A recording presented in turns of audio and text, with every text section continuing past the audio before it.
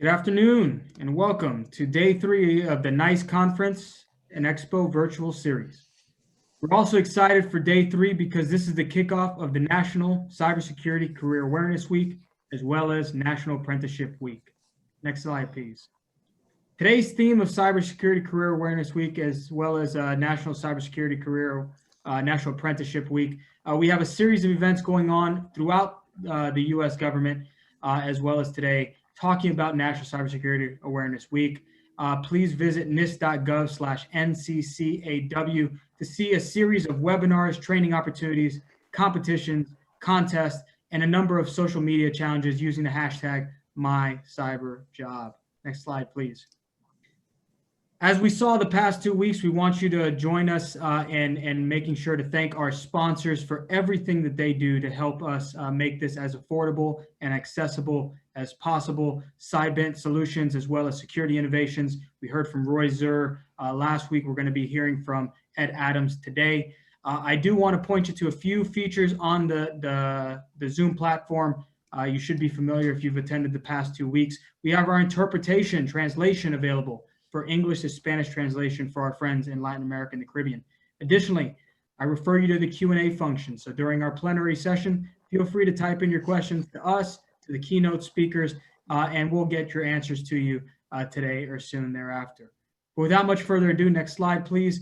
I want to turn it over to our first kickoff speaker, John V. Ladd, who is the administrator of the Office of Apprenticeship, Employment, and Training Administration at the U.S. Department of Labor. John, I turn it over to you. Great. Thanks, Randy. Welcome, everybody. Thank you so much for having me today. Really do appreciate this opportunity to speak with you as we kick off the 6th Annual National Apprenticeship Week and National Cybersecurity Awareness Week. We really hope you're having a great start to your conference. At DOL, we really value the partnership and our involvement in the interagency work group effort around cybersecurity. As many of you may know, National Apprenticeship Week is a nationwide celebration that brings together business leaders, career seekers, labor, educational institutions, and other critical partners and provides an opportunity for them to provide support for apprenticeship and to highlight the great programs that many of them operate. Just want to make sure, is everyone or folks able to hear me all right? And can you see me? You're good, John. Thank you. Okay, great. As of this morning, there are over 600 apprenticeship-related activities, proclamations, and events that are taking place across the country that highlight the value of apprenticeship. And this week-long celebration is really that opportunity for stakeholders to promote apprenticeship and to highlight the value it brings in helping to prepare a skilled and diverse workforce to meet the talent needs of employers across a broad range of populations and industries such as technology, healthcare, financial services, advanced manufacturing, and of course, cybersecurity. As you all are aware, and you know, as there's no doubt that this global pandemic has caused significant workforce challenges for American businesses and industry, and as the nation continues to recover and unemployment rates continue to drop, still in the midst of that, there are approximately 6.5 million jobs that remain unfilled because employers can't find workers with the right skills. And of course, many of those are in IT and cyber-related occupations.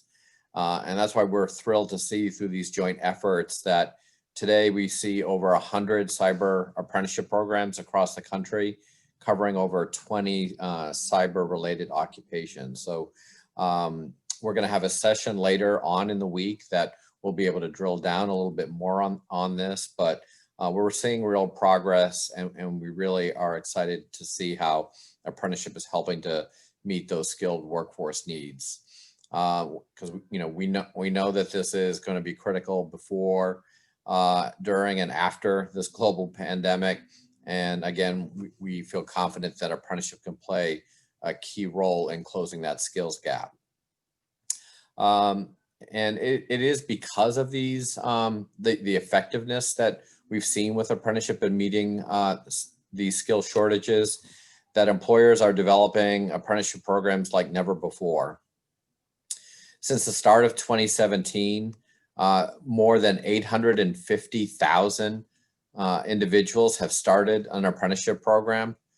This year, we've seen over 200,000 new apprentices start an apprenticeship program, and that's in the midst of a global pandemic and economic slowdown. So apprenticeship is thriving, is growing, even as we face significant challenges across the country. But we've also seen that apprenticeship programs, to scale these even further, we've heard from employers interest in additional flexibility and additional new models to meet these workforce demands, which is why the Department of Labor developed and launched the new industry recognized apprenticeship program. This model went into effect on May 11th, 2020.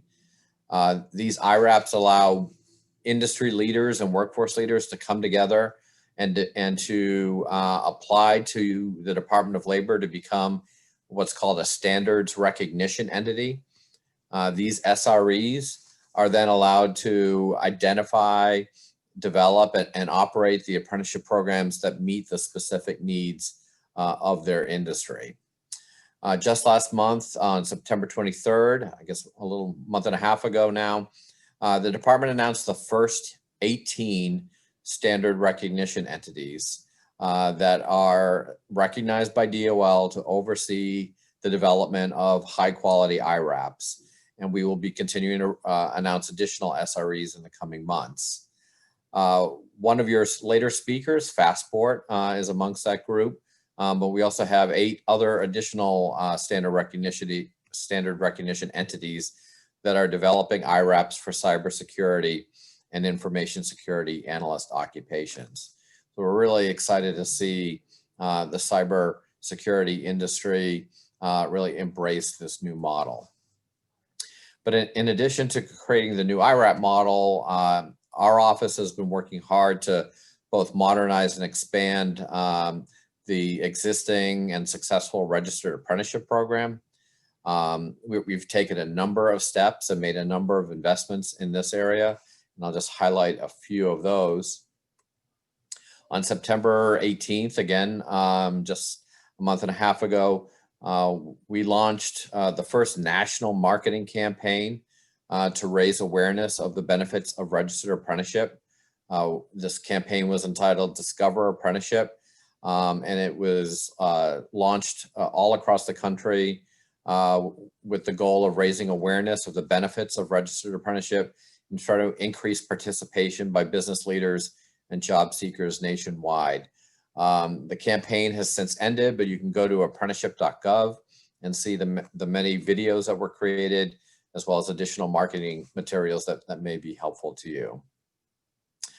We also work very closely with our friends at NIST and our colleagues at the Urban Institute to develop a cybersecurity support technician competency-based occupational framework. And these are really exciting because much of the challenges in standing up and creating apprenticeship programs is that lead time to put together the curriculum, the standards, all the OJT training material that's required. And by creating these vetted by industry, validated by industry, these really create those turnkey solutions that we've heard industry so needs and wants, and allows them to put an apprenticeship program into place quickly. So again, more information on that framework can be found on apprenticeship.gov as well. But these campaigns and those frameworks are part of really a broader investment in apprenticeship. The department has invested over $800 million in apprenticeship just since 2017.